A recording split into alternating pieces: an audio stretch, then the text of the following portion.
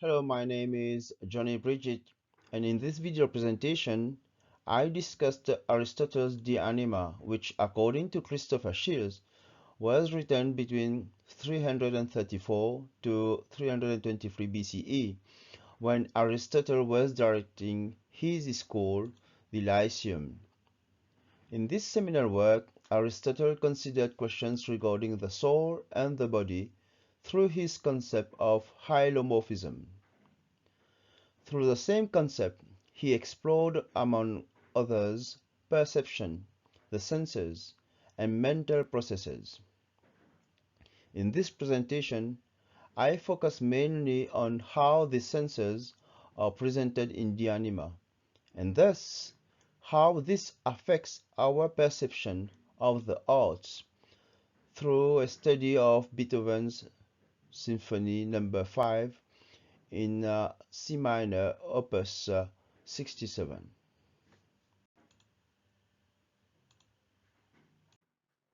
Let us consider this scenario.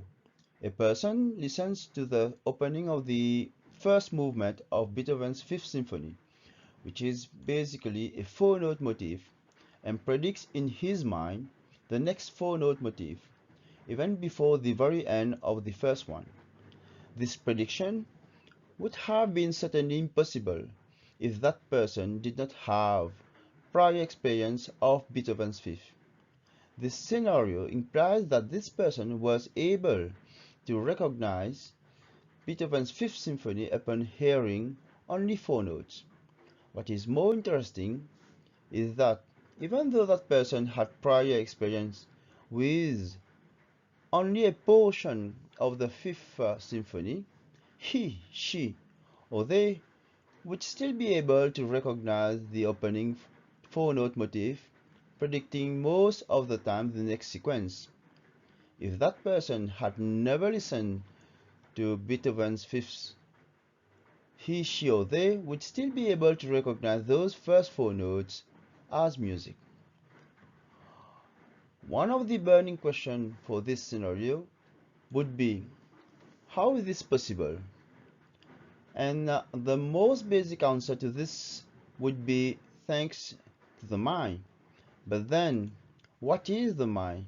And how does it recognize four notes as being part of a composition?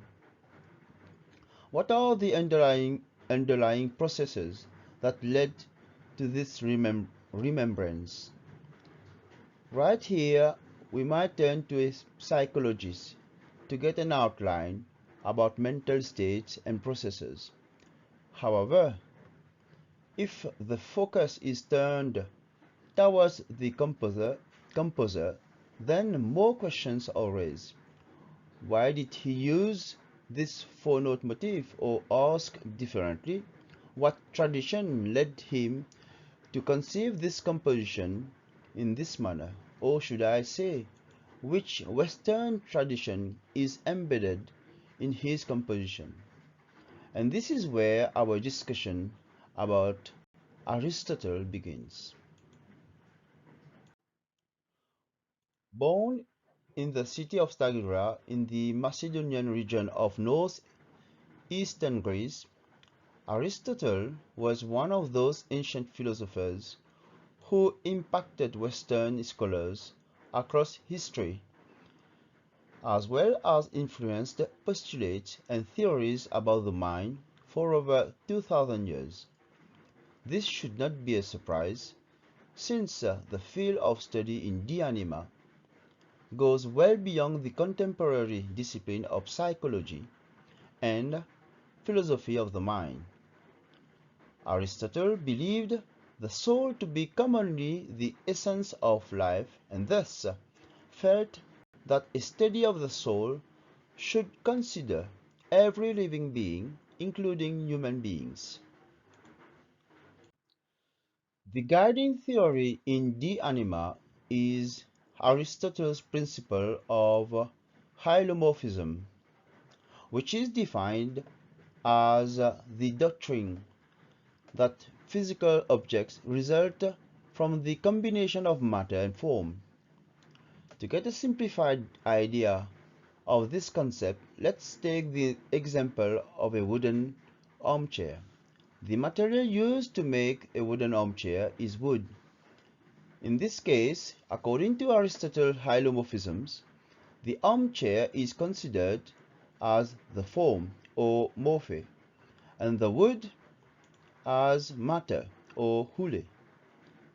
The armchair is also said to be actuality, while the wood is said to be potentiality. Following the hylomorphism principle, we can say that an armchair is an armchair thanks to its form, and not only in the sense that it has a shape, but in the sense that the form also reveals the function of the purpose of the armchair. On the other hand, without a form, the wood can only be recognized as wood, but still it can be used to make an armchair or something else, and thus this wood without form has the potential to become something else. It is important to note that in this example, both form and matter exist at the same time and are combined to create one entity.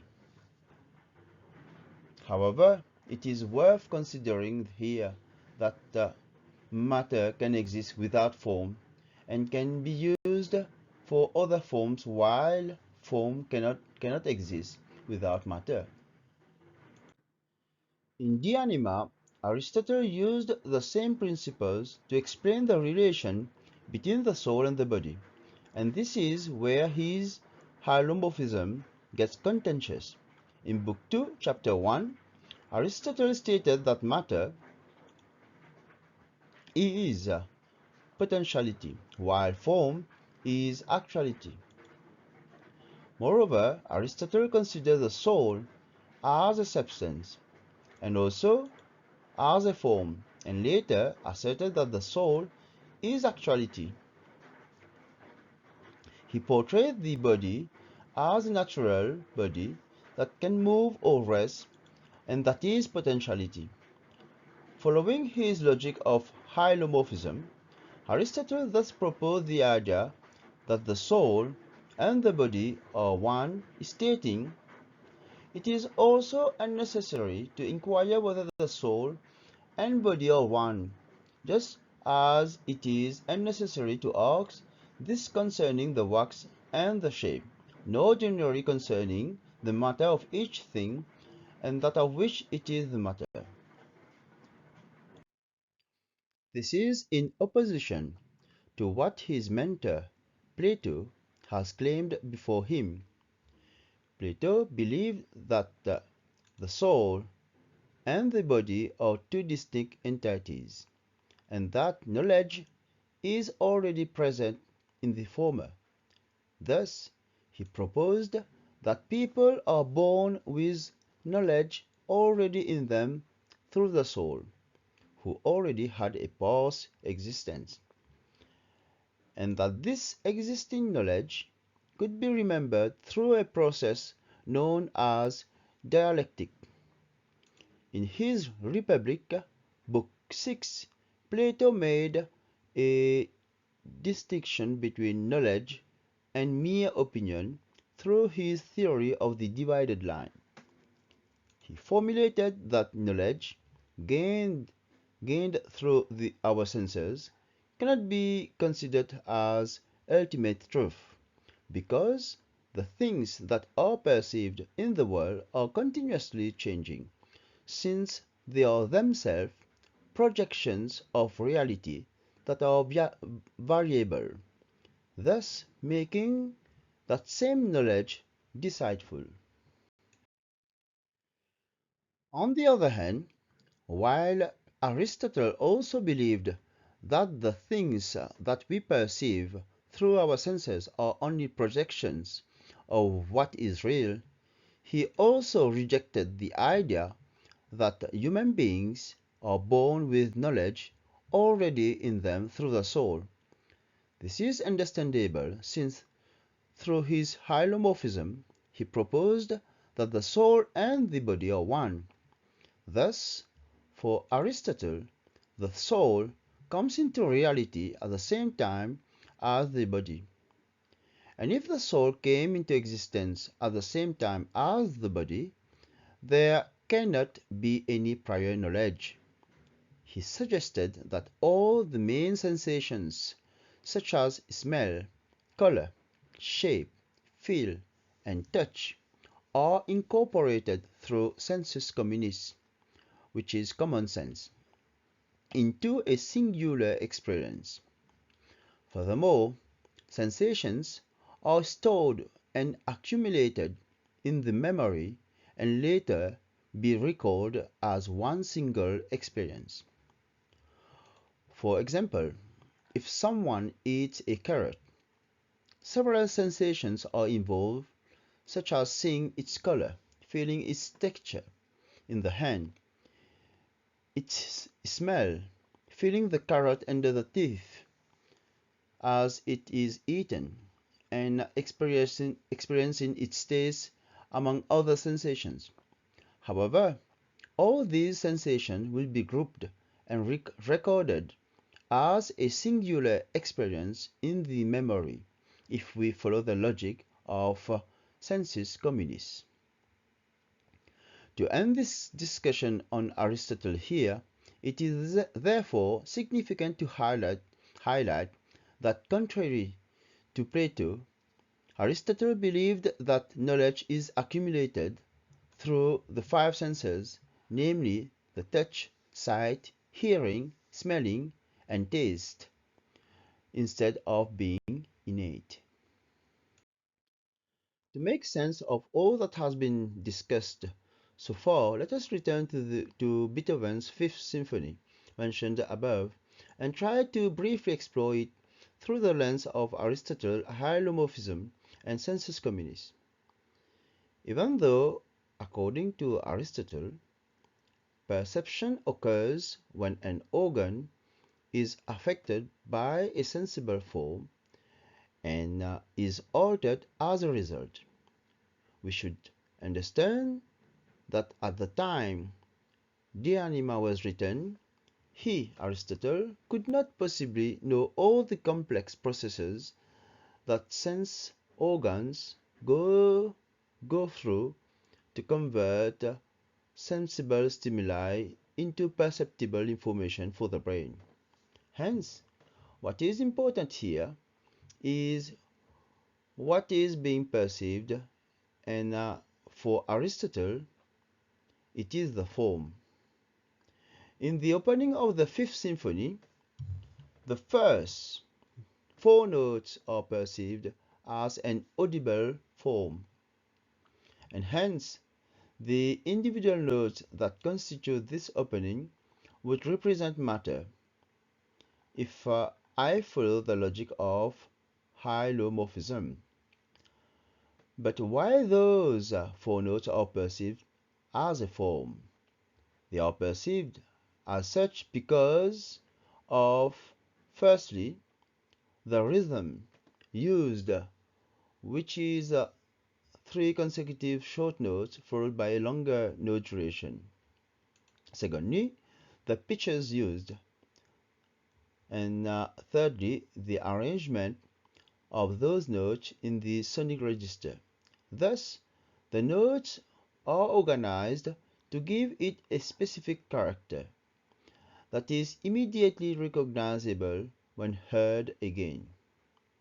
Here, I would also suggest that the rhythm used is of a higher order of form, since it is employed as a building block to compose the entire movement independent of the pitches being used or their arrangement in the sonic register. A person having prior experience of listening to the Fifth Symphony would promptly recognize the opening four-note motif as being a small form of a larger form. This discussion also informs why forms such as binary form, sonata allegro form, minuet and trio, or rondo, among others, were and still are significant devices for composing music. Explored through sensus communis, a person might have listened to Beethoven's Fifth while watching a video of an actual performance through the internet on YouTube, or while reading its printed score. In both scenarios, the main senses involved would be hearing and sight.